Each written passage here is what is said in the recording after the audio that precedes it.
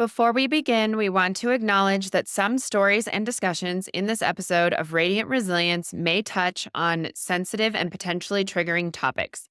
These may include themes of discussions of low self-esteem and self-worth, mental health struggles, including depression, challenges with family expectations and career pressures, and mentions of childhood poverty and food insecurity. Our goal is to share real-life experiences in a respectful and empathetic manner, offering insights into the complexities of the human spirit and the journey towards resilience. However, we understand that some content might be difficult for listeners. We encourage you to prioritize your well-being and discretion when deciding to listen. Please remember this podcast is not a substitute for professional advice or support. If you find yourself needing assistance, we urge you to seek help from qualified professionals or trusted support systems. Your mental and emotional health is important to us. Thank you for your courage and for joining us in a space of understanding and compassion.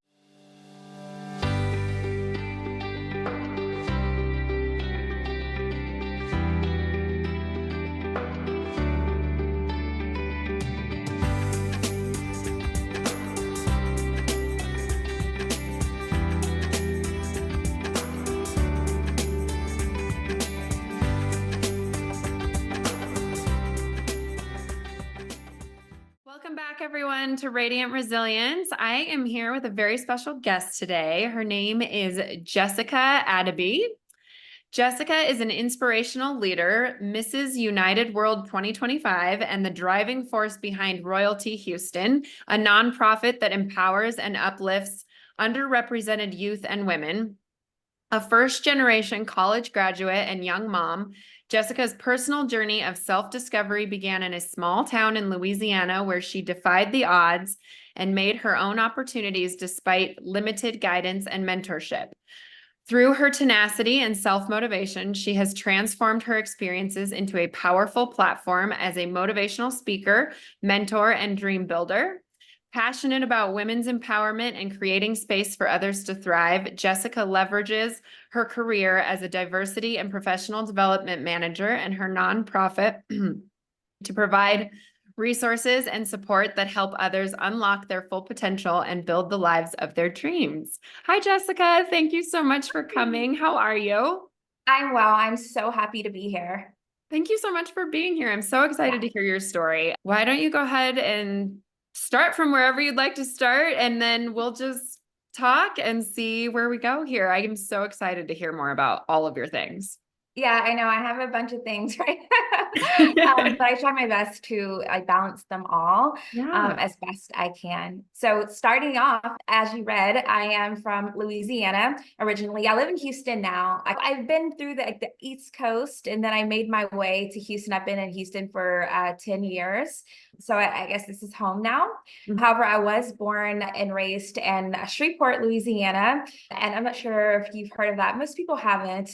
I think really I've only heard of Baton Rouge and New Orleans. Yeah, I was gonna say everyone says New Orleans, right? That's the big party city and things like that. But Shreveport now, like they're trying to get some things going there. It's very like old school. It's very like poor, but things are starting to move a little bit better. I was just home a couple weeks ago, and I usually go there and I try to give back to the communities that I grew up in, like the community centers. I do talks and things like that, because that's really who shaped me, right, to be the person I am. So I always like to go back and, you know, show the kids that although we're from this area, that doesn't mean that this is going to be it for you. And that really goes into my platform too, for Royalty Houston and for being Mrs. United World, because that's what I had to do for myself. Like growing up, I always knew, like, I'm in this small town. I knew that there was more out there. I knew that there was bigger cities out there. I knew there was more. Couldn't see it in front of me in my everyday life. And that's no knock to any of the folks from my hometown. They're all amazing, humble people. If you go there, it's all of that Southern hospitality that you hear about. It's definitely there. It's not like Houston, where Houston is now like, it's Southern, right? Because it's in Texas, but it's so big city now. Sometimes you get those, but back in Louisiana, you still have that humble like beginnings, and it's really nice. And even me coming back home, I get so much love there because I'm sure it's great to see that someone who's quote unquote made it or that kind of a thing. So it's really great. So anyway, going back home, I'm always advocating and talking to kids and just showing them like how you can dream big beyond what you see currently and use that as your self-motivation to do the things that you want to do in life and to set goals and to actually reach those goals. Mm, I love that. That's great. So you still have family there then, I'm assuming. Yes, I do. My mom is still there. Like she bought her house years ago and I'm not leaving. This is my house. Mhm. Yeah. So she's pretty old school, but she visits me and my family a lot. And then I have like cousins there and aunts and uncles and things like that too. All older though. A lot of the like my cousins that are my age, we've all kind of grown up and moved away, but the older folks are still there and it's always good to see them though. Yeah, very nice. So you grew up there. Tell us a little bit about growing up there. Yeah, like I said, it was a pretty small town, but I was always really active in anything that I could be a part of. There were like little small like modeling schools and things like Mhm. that. There was this one, I should even check to see if he's still around. It was Michael Turney Agency. And that's when I really got a glimpse into, oh my gosh, there's other stuff besides wanting to be a farmer. And I know that sounds so cliche, but it's true because that was like that's the careers that you pick. It's agriculture, it's those type of things. And I never thought that was I could see myself in that. I was like, there's something else. It's got to be something else. I would do like modeling on weekends. And so we would do like at Dillard's, we would do like little mall fashion shows and things Fun. like that. Yeah. And so that really opened my eyes to know that there's more beyond the city. There's more out there that I can do, exposure. And so that really opened my eyes to like the glitz and the glamour and that kind of a thing. And so I've always wanted to be someone that was, I don't want to say in front of the audience, but really just like speaking hope into others because Mm, that's what really got me to where I am. Michael Turney, I feel like he was a really big part of my journey as far as like growing up. He would always speak life into me and things like that. Growing up, I had really low self-esteem, mm. just comparing myself to other people, not thinking that I was like pretty enough or good enough or tall enough even because I'm pretty petite. I'm 5'2". Oh And even yeah. it's just like you got to be really tall. And so I just never felt, okay, I like this world. Maybe it's not the world for me. And then so from there, I lost track of wanting to do like modeling and those sort of things because I just didn't feel like I fit the mold. Mm, And so I just thought if I was really smart and if I studied really a lot, if I got into a good college, then that was like my way out. And then I can use my brain because I don't have the looks, so I could use my brain. So that was like my thinking about it. yeah. And I did that. I worked really hard at school. I got really good grades. I actually decided to go to HBCU. So that's like a historically Black college. I chose to go far away to Maryland. Oh So wow. at Morgan State in Maryland. And then even there, like I was going to school actually to do engineering. Okay. And I picked it really just because I'm like, I can make good money, I can be successful. That's what I wanted to do, but it wasn't really like my passion. So anyway, I started doing that. And then, but all through college, I felt something else calling me, like whether it was like creative arts, it was marketing, it was those sorts of things. And so I always find myself in those communities while I was in Baltimore as well. Again, like giving back, doing things in the arts, whether it was modeling, where it was acting, where it was creating something. I Hmm. always say like it was one of my interview questions for the pageant was like, what sets you apart? And mine was my creativity because I've always been someone who's been able to create something out of nothing. I'm an ideas person. So I did a lot of that while I was in college, just like extracurricular things. And then I found myself saying, I'm taking all these classes and doing these things, but I know I'm not going to be happy doing this. Mm. And so I had to really think about as a person, when I go home at night and it's just me, am I going to be happy? Am I doing this because I'm trying to prove something? And I'm trying to prove, oh, I got here and I got to be successful. I got to make all this money and I'm hating my job. I'm hating my life.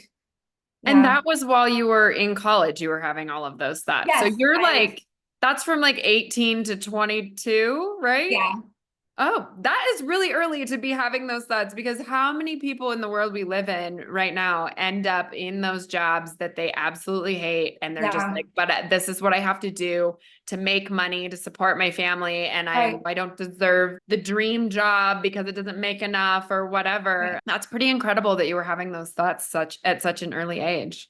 Well, yeah, and a lot of it stemmed from just like mental health, right? I was working so hard at school, but like struggling mentally because I wasn't happy. I would rather, and this may sound bad now, but it doesn't discourage anyone, but all these math and sciences. I'd rather be creating something or being Mm. able to think creatively and do something that way. And I was like, I can't do it. I can't make money that way. I can't do that. I watched my mom struggle. I can't allow her to keep struggling. There's got to be something more. I gotta be able to help, that kind of a mindset. And it really affected me mentally a lot. I went through a really bad depression. I wasn't sure. So I ended up actually staying in college longer than I was supposed to. It was longer than the 4 years because I did switch my major a couple of times. I was struggling mentally with making the right decisions. And then a lot of that was, okay, who am I trying to make happy? Although I thought about like my mom, I thought about even like my city where I came from. I want to make everybody proud. I want to do all these things, but then you forget about yourself in it. Mm. And I really struggled with that. So yeah, at a young age, but I think going through the mental struggles of crying at night, those kind of things, I had to get it together. I had to figure out, Jessica, what's going on. I didn't have money for programs that we have now, therapies and things like that. I just did a Yeah. lot of reading. Even back then, I watched a lot of podcasts and reading and just wondering, you see your role models and like, how did they get to be that way and be that successful and be okay, like mentally, because your mindset is everything. And that's what drives you to be able to accomplish things and get things done. And then at the end of the day, be able to woosah and just settle down. And so I had to really start focusing on my mental health. And once I was able to do that, really helped me to overcome and see, okay, what is it that you really want to accomplish out of life that's going to make you happy? It doesn't matter how much you're going to make. It doesn't matter all of these things, who's watching, what people are going to say, what's going to make you happy. You're going to be able to live with yourself. And so for me, that became like marketing and giving back and those kind of things. And so that's what I ended up doing. So I ended up getting a business degree and then also went into actually doing professional development marketing for a law firm. And then from there, I got into the diversity space. So now I am a diversity director for a law firm and actually love what I do. It's a lot of passion there. And although I'm not like a lawyer or engineer, those sort of things, I feel like I'm still doing my part to help folks and marginalized communities to reach those goals if that's what they want, right? Because there's a lot of things that can hold people back, a lot of Yeah. barriers and things like that. So in a daily day work, I get to make a difference. And I know that's what I was put here to do. Mm. I love that. That's so great. I'm glad that you were able to get to that point of realizing all of that. And so I'm assuming because were you in school a little bit longer because you changed your major then? I changed my major and I also took mental health breaks. Oh I yeah. am a big advocate for that. Yes. As a professional, I have taken one in work because sometimes work can get overwhelming, even though how much I love it. You have to learn how to take time for yourself. You have to learn how to say no sometimes. And those key things have really helped me to be the woman that I am. And I'm still learning to even make those adjustments as I go. But Yeah. yeah, those are reasons. But ultimately, I finished. And one thing that I always tell my kids too, so I'm the type of parent where I want them to see, so I normalize apologizing to my kids. I don't know.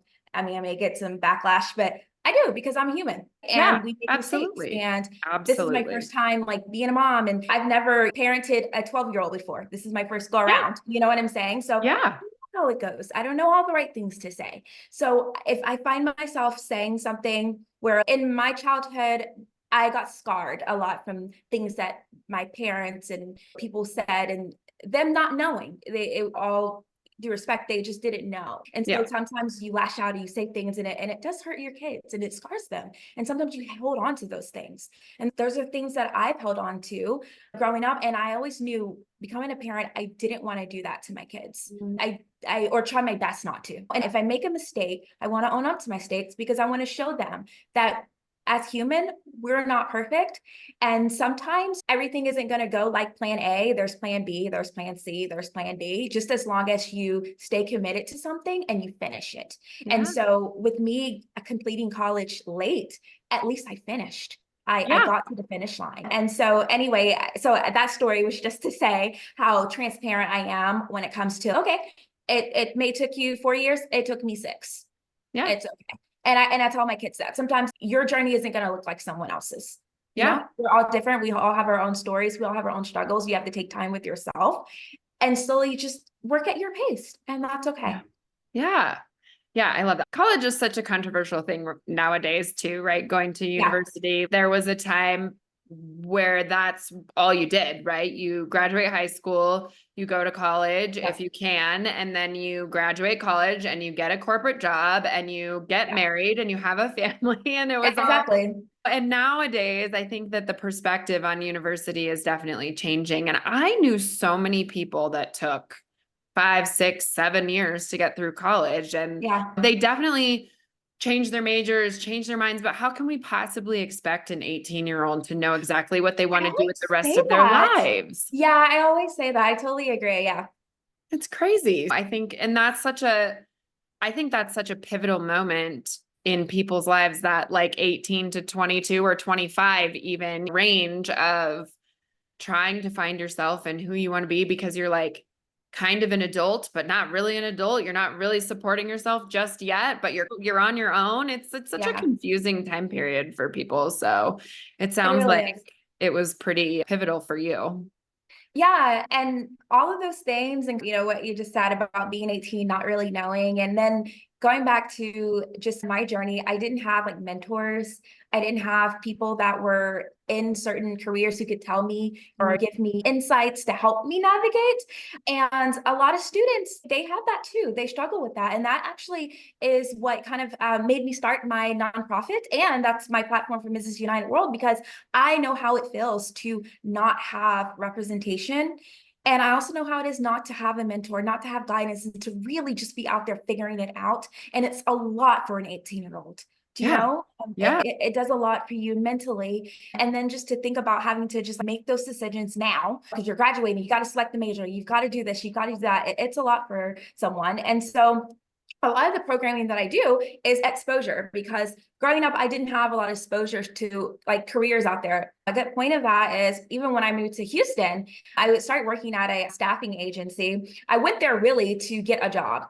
So I was like, okay, maybe they can help me send my resume out, that Yeah. kind of a thing. But then they ended up hiring me internally because they liked my interview and they're like, oh my gosh, we like your personality. We think you'd be really good at this. Do you want to try like recruiting?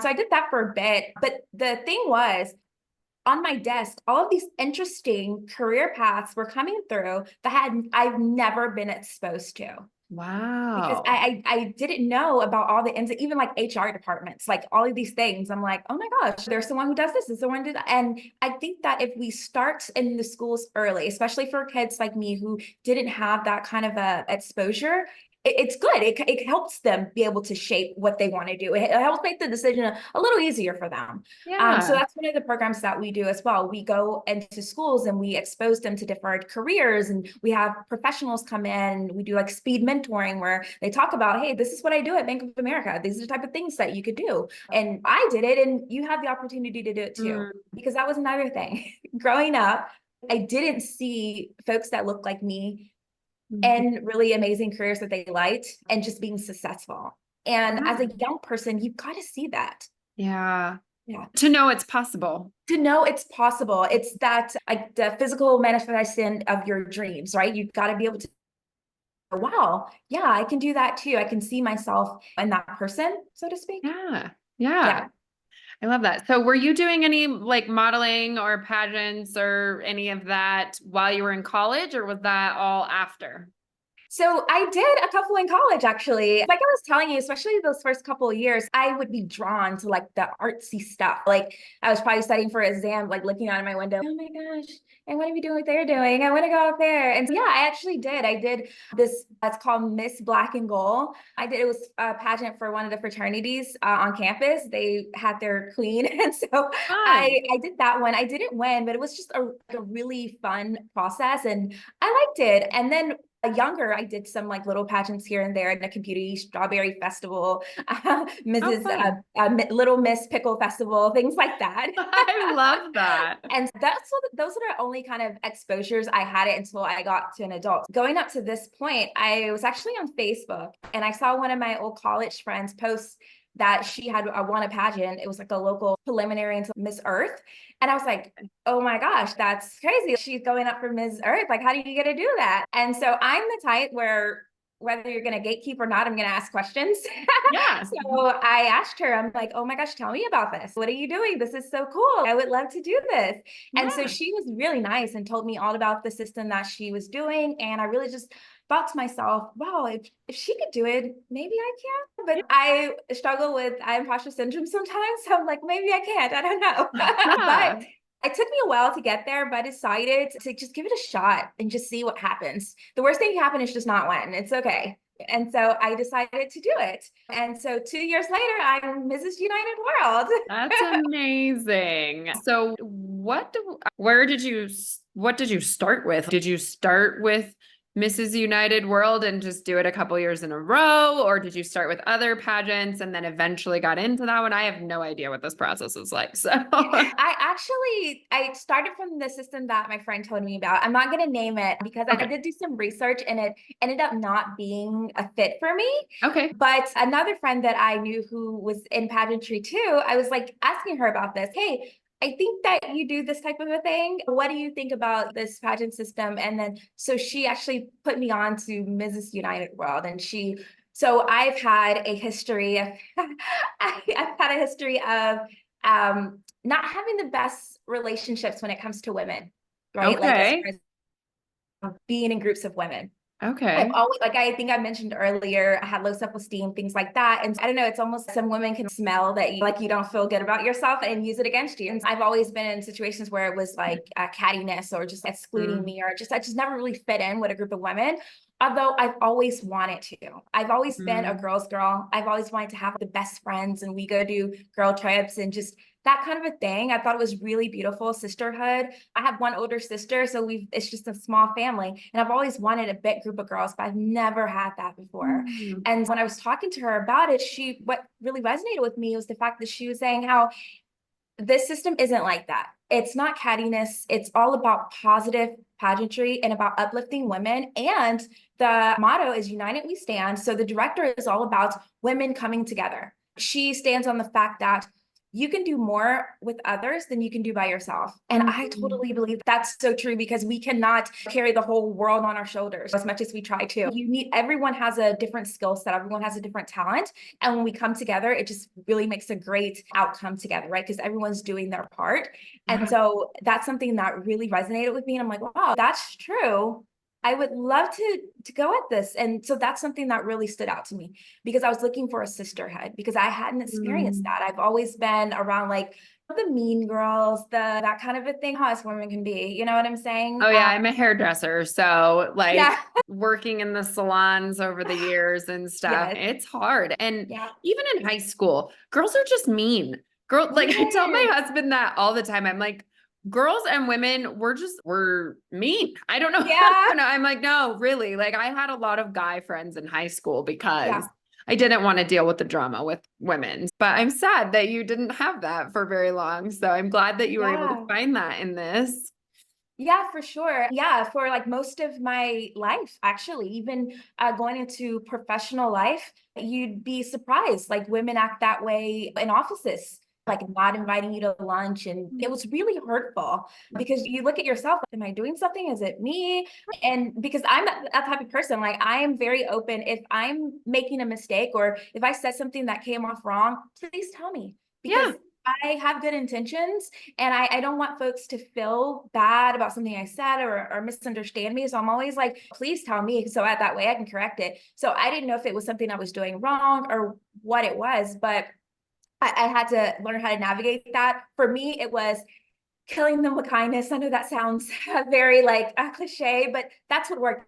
I have to continue to be me and not let what other people feel or their actions change me as a person because Yeah. I was built this way for a reason. My Mm. personality is this way for a reason. My journey, I've been through the ups and the downs, the challenges, the triumphs, the hard days. It built me into this person I am. And I cannot allow someone else's actions to make all of that go in vain and change me into a person that, again, I'm not going to be Mm. happy with. Yeah. I'm really big on being happy with me and loving myself. And I know that if I would have changed just to fit in at my big age, trying to fit in with these women, I wouldn't have been happy with me. And that would have again Mm. affected my mental. And I couldn't go down that road. And I had to just look myself in the mirror and say, Jessica, I love myself. I Mm. love what I bring to the table and I'm just going to be myself. I'm going to still love them. I'm going to still be kind. I'm going to invite them to lunches if I plan something and maybe eventually they'll come around. If not, that's fine.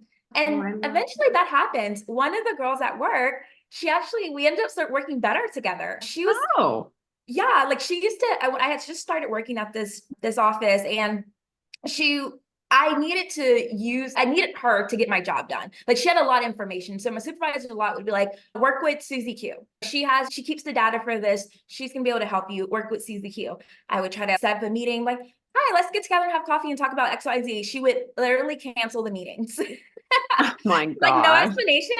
And then a couple times she even told my supervisor, I'm not sure why Jessica wants to meet with me. I don't really need to talk to her. I'm like, she's telling us that we need to work together. Like and it turned out later that she thought that I was like trying to take her job or something, because our jobs intertwined so much. Like she keeps certain data. And so I needed the data to do my job as in diversity. So I need to be able to see how many people we have, like LGBTQ, women, like all these different things. And she kept it, and she made it really hard for me to do my job at times. And then my manager wasn't very supportive, because I would also tell her, and then she'd be like, oh, well, you guys are adults, you got to work that out. And Isn't that the point of being a manager, though, is you're supposed to help lead and guide and manage? right. Yeah, manage the situation for me, right? Yeah. But yeah, she wouldn't, and she would say things like that. You guys are adults, figure it out. She doesn't understand why you want to meet with her, so you got to talk to her about it. Tell her what you need from her. I'm like, I'm driving here. And so the first year working there was really difficult. But I was just continuing to be nice to her and to show her that we're a team, and to let her know that I'm not there to take anything from you. I want to work with you. I think that we can be a great team. And if I would see her like struggling or something, I would get information for, hey, I saw this. Here you go. Like I thought you could use that. And so Oh, I think that kind of helped warm her up to maybe, okay, she's okay. And yeah. so we're okay now. Oh, good. So yeah. So had to navigate some of that too.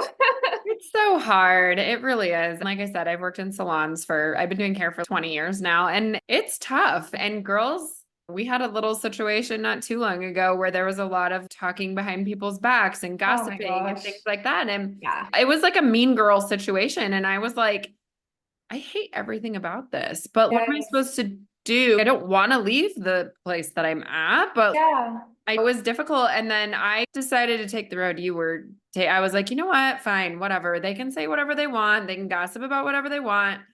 I'm just going to go into work and be nice to everyone. That's what I'm going Yes. to do. And you know what? And I'm not going to hang out with them outside of the salon or Yeah. whatever. That's fine. We don't need to be friends, but we do need to work together and be a team and be good while we're there, Yeah. to not make the other people's lives miserable too around. So anyway, so I took that same stance. So I love hearing that you did that and it worked for you too. So Yeah, for sure. I think that especially with the younger generation, because bullying and mean girls and things, it isn't Mhm. going to go away. It's all the same stories, it's just different players. And And so, it'll change with the times too, right? yeah, 'Cause now we have like social media bullying where we didn't have that when I was in high school and stuff. So, right, same. mhm. Yeah, so it definitely changed in like to different levels. And Yeah. so it is the simple things like that. I guess the old school tactics is just be nice and remain authentic and just being Mm. yourself.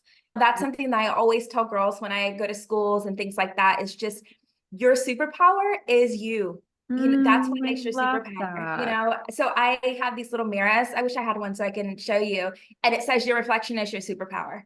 And it just reminds girls that when you look in the mirror, who you are, that is your power to this world. There's a reason why you are who you are. Like step in Yes. that, be okay, and just be authentically yourself in every situation, even the hard ones, because there's a reason why you were put in that situation, right? Like you're built for this, whether you know it or not.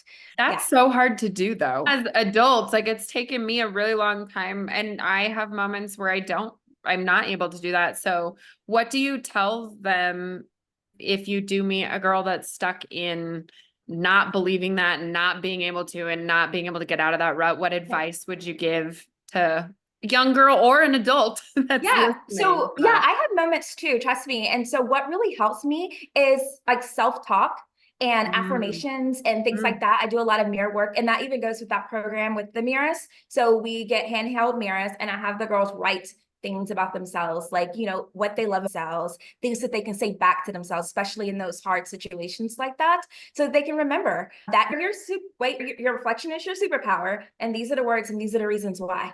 And I love sometimes it that. takes practice because you're right. That isn't something that is natural to us because we don't want to be put in those situations. Especially if you're like a naturally like nice person, you're like, oh my gosh, like I don't like confrontation. I personally, I hate confrontation. I do not Same. like those uncomfortable things.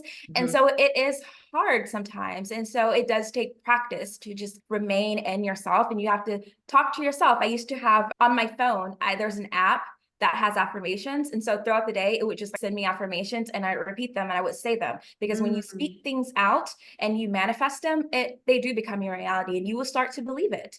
So that's what I say to girls. And that's even what I do for myself. And that really helps me in those situations too. Yeah, self-talk is so huge. Yeah. But it's so hard.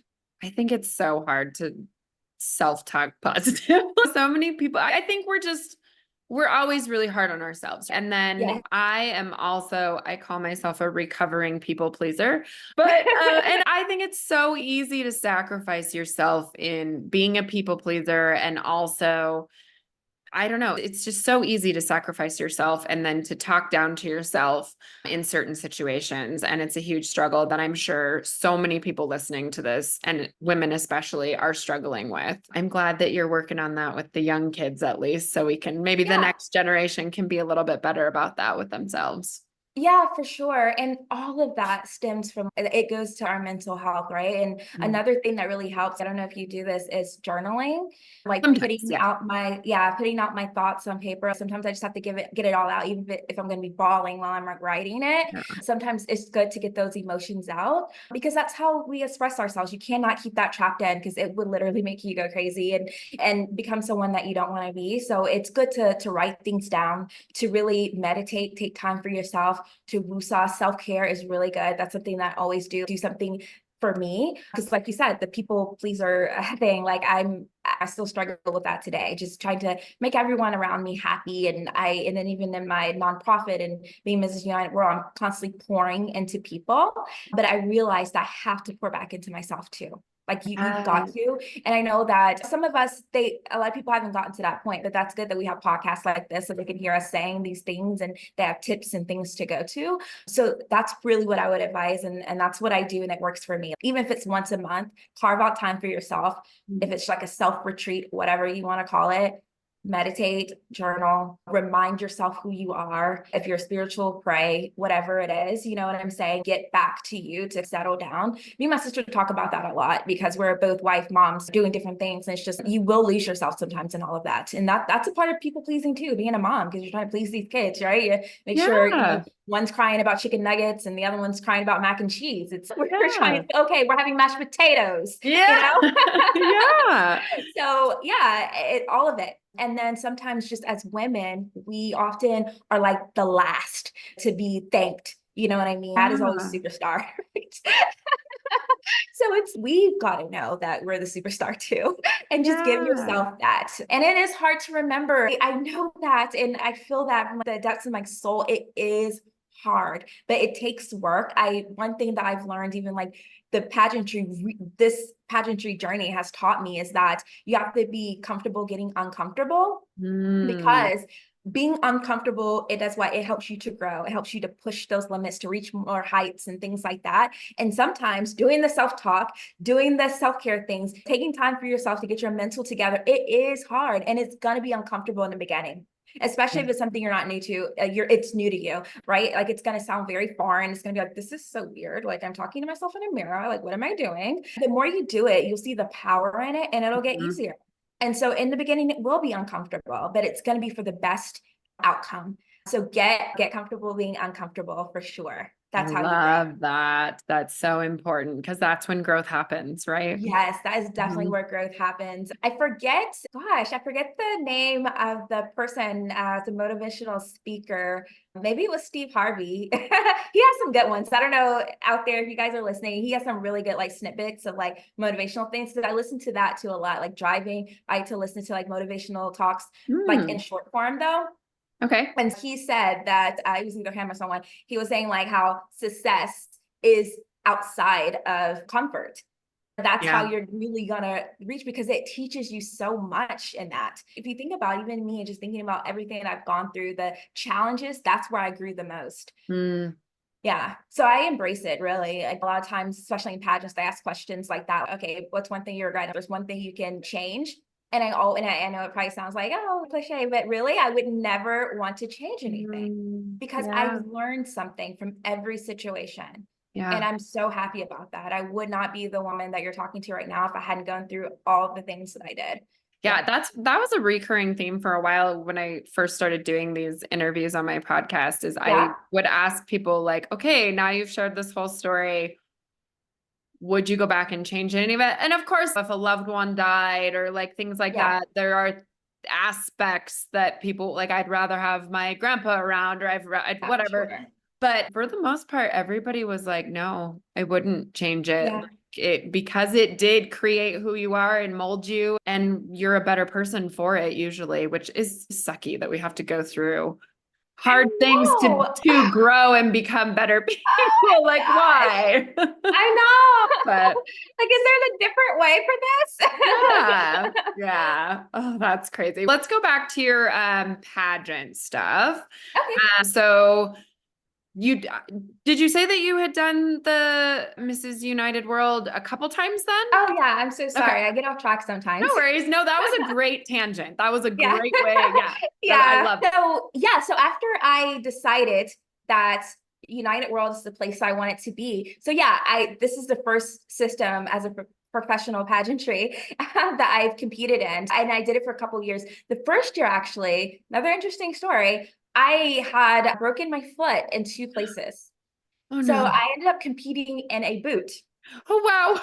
Yeah, wasn't going to. I was that really took a lot to do that. It's already a lot. Think about it to have to get in front of an audience, you know what I mean, to speak, to Yeah. model, to do all these different things, to even interview. The interview process, it's you and you have 8 people right in front of you, grilling you, asking you questions. And then think about it, you're up against all of these beautiful women. They're all doing amazing things in their community. They have so much to offer. Either one of us could have been Mrs. United World and rocked it. So it's wow. I felt like if I go and I'm in a boot, would I be able to perform my best self? Would I be able to give it my all? Would my mental be okay? All of those things. And for a while, I was thinking no, so I wasn't going to do it.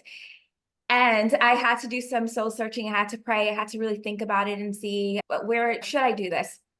I eventually decided to go ahead and compete in a boot. Okay. And my mindset in that was, and I don't know, this may be self-sabotage, I don't know, but I was like, I'm not thinking about winning. I'm just thinking about what else can I get from this? Because even if you win, the crown is one thing, but what are you going to do with the crown? What else are you learning from the experience? And so Yeah. I thought about it that way. So I just took the crown part out of it, took the winning out of it, and was like, okay, what else can you get from this? And so I realized I'm getting the sisterhood that I always wanted because that was the main point of me doing this, right? It was Yeah. building a sisterhood, getting like-minded women and having, and which I have. I have a great sisterhood of sisters now that I can call for anything. And some go to my son's birthdays and things like that. I Love really that. got what I really sought after, right? And it wasn't the first year, it wasn't the crown. It was the sisterhood. It was the unity amongst women and being a part of something incredible like that. Having Yeah. a platform for my nonprofit, right? Because it really helped me build my nonprofit. I got to go in front of schools and different things like that. And so I got a lot more out of it. And so before I decided to compete, I was thinking about those things, like what else can I get out of it? Once I laid that out, I was like, okay, I'm gonna go for it. So I did. I ended up coming up fourth, even in a boot. Because Amazing. I showed up totally as myself and I was confident in just being myself, even rocking a boot. And so it worked out for me, I think. Although I didn't win the crown, I still won sisters. I still won an amazing platform. I still got an opportunity of a lifetime. And I got to get out of my comfort zone and do something that I normally wouldn't. Because honestly, although I'm talking a bunch now, I'm really an extrovert or introvert. That's it. I stay to myself. Oh, Yeah, I'm really a shy person at my core. And so for me to step out and do something like that, it was really different for me and it helped me a whole lot. And that's what really pushed me to go ahead and compete last year. And then I had such a great time. When I say that these women like were so supportive, I had a boot on, but I really didn't feel like say the handicapped one I felt like a part of the group and they made every effort to make me feel that way. And all of those women, they rooted for me. They were like, yeah, you go out there and you're gonna rock it. You're gonna do amazing. Like I needed that. The really cool thing about United World is that the night before competition, we do a really big circle. We have a pajama party and we all get in a circle and everyone says something encouraging. Okay. Just to help us get into for pageant tomorrow, the show tomorrow. And literally, when I say there was no dry eye in the room, everybody was bawling, everyone was hugging. It was so sweet. And I was like, oh my gosh. And then when it's my turn, I was like, first of all, I've never been around a group of beautiful women who are this kind. Thank you all for just being so kind. You don't Love get that, that. No, you you know? don't in this world, unfortunately. Not as often as we should. Yeah, for Mhm. sure. Yeah. Oh, that's amazing. So you won that. When was So that? so that was last year. That was the first year. So that was 23. And then wait, yeah, 23. We're in 24 now.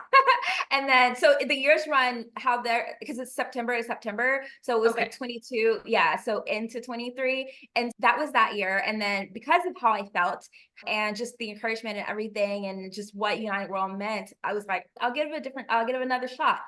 This year, I was able to come back more confident, more prepared, without a boot. And I was like, okay, I'm going to give it all I got this time. And I did. And I won. And I was That's so amazing. happy. It was just an amazing moment. And then to just the support that I got from the other women in my division, it was really beautiful. Like everyone was so happy for me. It wasn't like, oh my gosh, you won. It wasn't any of that. And even the year before, when the woman who won, when I had the boot, again, we all rallied around her. We were so Mm. proud of her. You're going to rock it. This is amazing. That kind of. And so I'm still connecting with the women that were in my division with me. We're actually doing a Christmas give back together, all of us. Fun. Yeah, it's of course everyone wants to win, but it's also just we're going to support whoever does win, and because we're sisters in this at that point. So it was really beautiful. I love that. Now, tell me about your nonprofit. So, Yes. how did that get started? When did you start it? Tell me about what you do, and let's talk about that. Yeah, so my nonprofit is Royalty Houston. And so it got started through pageantry. I was already doing like community service and things like that. As like I was telling you, throughout my years, I've always been like giving back, just doing things. Even in college, I would do give backs and things like that. When I was probably one of the struggling college students myself, but I'd be planning things for us to like give back to the community and all of that stuff. So community service and those kind of things have always been in my heart and been a passion for me. But I never thought about making a nonprofit and doing more. So I was Mrs. Southern States before I was Mrs. United World. And my platform was advocating for underrepresented youth and women. So I'm really big on, again, kids that look like me, helping them to expose them to opportunities out there, help them to dream big, because a lot of times we limit our dreams, especially if we're not exposed to certain things. We don't know what's out there. So it's exposing them and it's helping them to dream big. So empowering them to dream big and then educating them on what steps do you need to take to get there. So if it's aligning them with a mentor, helping them with internships, those kind of things, just giving them tools and resources, all of that. And then the other side of that is women's voices. Now being a wife and a mom, making sure that I keep my voice is really important, and then empowering other women to do the same. Because as I mentioned earlier, a lot of times when we become wives and moms, we really lose ourselves. Like we're just a Mhm. wife and a mom. We're so-and-so's wife, we're so-and-so's mom. You know what I mean? Mhm. And but we still have so much inside of us that we want to get out. If it's business, if it's entrepreneurship, all these different things. And I really wanted to help women to see their potential still and Mm. can make connections so that they can do those things. I really feel like I'm a connector of anything. I'm really great at being creative, coming up with initiatives and connecting people. So that became my platform as Mrs. Southern States. And I did that a lot of work. I connected with schools, other organizations. And throughout my reign that year, I realized that at the end of it, I realized there was so much I still wanted to do. I wanted to impact, I wanted to have the freedom to impact my way, but still those communities. And so I felt like the best way to do that was to have my own nonprofit. I still help and work with some of those other nonprofits that I did the previous year, but it's really great to be able to go in and create my own initiatives myself too, and then go out and seek funding for them and do that. So the experience has been amazing. I pray that I'm able to do, and I know that it's coming because it really is my passion. I work really hard at it. So I do a lot of things. So now with Royalty Houston, our goal is to empower, expose, and educate those two, so youth and women. So we do, like I said, we do empowerment workshops. We go into schools. I do a lot of virtual things with folks overseas. I have a program coming up in India, things like that. And then also we do a lot of drives as well. Last year, we were able to collect 200 toys for kids in homeless shelters. We did a hygiene drive. We do meals for weekends and holidays. And that is something that really impacted me because in Houston, we have a lot of food deserts. Okay. Where folks live in their area, there's not a grocery store with them, a certain aisles. There's gas station, probably the closest place for them to get food. And think about having to get your grocery from a gas station, right? It's not much there. And Not so, very healthy. yeah, not very healthy either, right? Yeah. All of those things. And what we do is we help to provide meals for the weekend and for the holidays when they can't go to school. Because a lot of those kids, because they live in food deserts, what they depend on is getting their food from school. So when schools close on the weekends, what do they do? When you're Yeah. out for your holiday, what do you do? These kids, whenever everyone else is excited about Thanksgiving, they're not excited about Thanksgiving. Yeah. And so I was working with an organization in Houston to do that. And now I'm working on getting my own partnership so that we can continue to do that. So that one really close to my heart because wow, it just does so much for the kids. Yeah. Yeah. Oh, that's a lot. So, what is the best way if anyone listening wants to help with your nonprofit? What is the best way that they can help you guys out? Yeah. So donation drives. So either partnering with us, I'm happy to help you organize it, or you can donate towards ours, those type of things. And of course, monetary donations go a long way because we have a lot of initiatives. So that would be helpful too. And you can find me at royaltyhouston.org. Okay. And so if somebody wanted to donate money or whatever, then that would be the place to go to do that. Yes. Okay, I'll link that in the show notes for sure for Thank you so anybody who much. wants to help out with that. And I think you said something too about, hold on. No worries. Did The you say you, nonprofit, is it? did you say you do some like coaching at all or? It's empowerment workshops that I do. Okay. And Tell me so about I do that. that. Yeah. So I do that for senior girls at Title I schools. And it's like career planning. So in my professional career, I do professional development and diversity at a law firm. So I always like to say, especially because I work with a lot of lawyers and baby lawyers at that, I teach you what law school didn't. Okay. So really teaching you like how to be a lawyer in that sense, not really argue cases, but like your professional development, like how you're going to build your career, that kind of a thing. So Yeah. I took those skills and so I scale it back and I go into Title I schools and I help seniors and juniors do that. So we set out a plan to really develop what they want to be. Like you said, at 18, it's hard. You don't know. It's so many ideas. So we start with a personality test, right? So if you're into art, that kind of a thing, we try to build it out. What kind of careers can you do with that? Graphic design, and then just an example. And if you were to choose graphic design, what do you need to major? What is that going to look like when you graduate school? So we just build it out for them. And then we talk about everything from resume writing, from interview skills, those kind of soft skills that you'll need in a professional environment, even in college. Some colleges require interviews, things like that, professional wear, how you're supposed to look, all of that. I It's love really, really that. impactful. Yeah, the kids really love it, especially for those who maybe in their family, they haven't seen someone go to college. And that was something for me, right? Because I'm a first generation college graduate. So I hadn't seen anyone actually complete college and then use their degree. It was really impactful for me when I met a high school senior who everyone's talking about going to college, all these things. And I asked her what her plan was, and she didn't see a need into going to college because she was like, I don't know why to go to college. She's never seen anyone be successful going to college. She just didn't know like the importance of it. And for her, it was leaving high school and going to work at her like neighborhood store, like say Walmart. That's what her mom did. That's what her grandma did. That's what they did. And so that's what she said that she was going to do after she graduated. But I asked her, is that really what you want to do? And it wasn't, but she was like, I don't know what else there is for me. And so I was able to really talk to her, and we still talk to this day. So she's going to community college now. She's just doing general studies.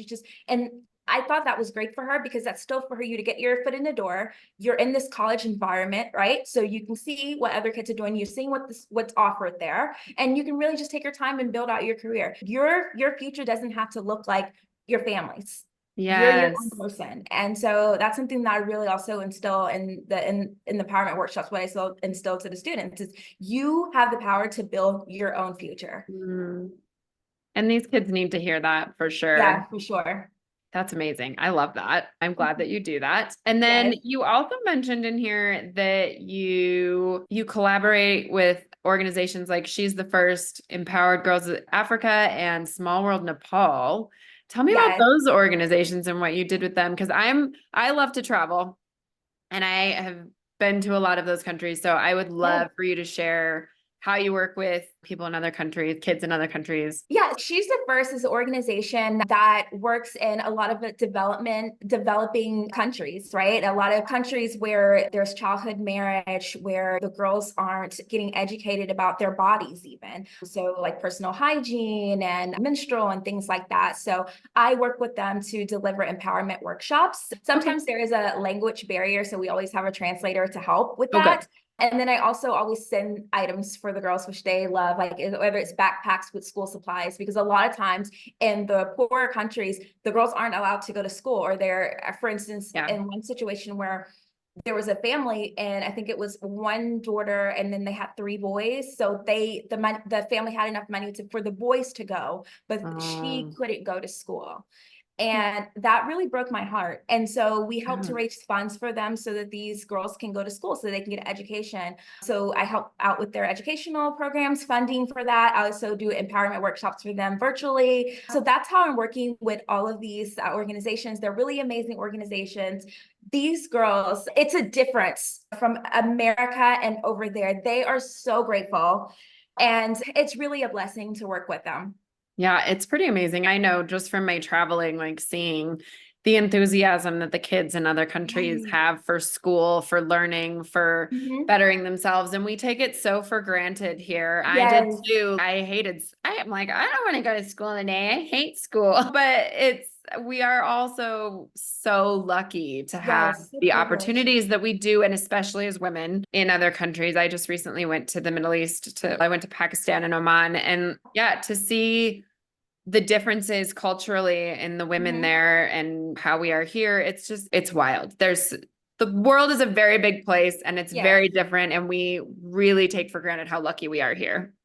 Yeah, that is the word I was looking for. Definitely taking it for granted. Yeah, because you get a lot of that, right? It's a lot of us here in America. We have these opportunities to do so many things, programs and that they don't have there. If they just had a glimpse of that, they would be so grateful. And they are, even just like going through like workbooks with them, they're so happy. They're asking questions. They want more. I always send more workbooks, things like that for them to go Love through. that. And yeah, it's great just what one workshop can do for a classroom of girls, and it's just beautiful, and that is something that I treasure a lot, and I hope that I'll be so lucky to go in person soon. So hopefully that's one of the goals on my bucket list for my ring. That would be amazing. I hope that for you so much too, Thank because I you. will say to see all of the cultures and stuff in person is it's I go on these trips and then I'm so humbled when I go on these trips Yeah. and I look at the American culture so differently. And then I come back and I totally get wrapped up in it all again. Right? Like it's Right. so hard because that's the world we live in. So Yeah, definitely humbling for sure. So I can definitely resonate that. These girls want so much just to, like I said, just to go through the workbook, just to learn like simple things. And then for us to just have programs and all kind of things that the kids have access to, but they don't do it. Even I learned a little bit about how privileged we are in America with my husband because he's Nigerian. oh, And okay. yeah, their culture is just totally different the way he grew up here, and even like with financial aid and things like that. Although my parents couldn't pay for college like out of pocket, at least I had access to like financial aid and these different grant Yeah. programs and things like that, which they don't have over there. I remember with him, it was like all the African guys would be like, in a little apartment, like some sleeping on the floors, like bunk beds, just because they just want to go to college. They just want to learn. You know what I mean? So that too just opens your eyes to, and they work really hard at their education too. Yeah. Like they study really hard. Like they want to do well because they know this is my only shot. I'm Yeah. over here. I've got to make the best of it. Yeah. Absolutely. Oh, I love the work that you're doing, and you are such a beautiful human inside and out, Oh, truly. thank you so I much. just have really enjoyed chatting with you so much. Again, all the ways to get in touch with you, I will put in the show notes. So if anybody Yes, listening wants to help out with the nonprofit or anything else, reach out yes, to Jessica. absolutely. I'm sure you would be totally fine with that. Yeah. So thank you so much for this conversation. It has been so beautiful Thank and for you. sharing everything that you have. And do you have any parting words? Yeah, it has been amazing to chat with you as well and to open up and share my story, the triumphs and the challenges and that sort of thing. And I hope that it's been inspiring to someone. One thing I always like to say is if I can, you can too. I have a voice so that you can have one. And I just hope that you listening to this will help you to stand in your true self and to go through the steps to really finding yourself too. Because I think that a lot of times we don't do that. A lot of people, like, it's hard to say, be authentically you if you don't know who you are.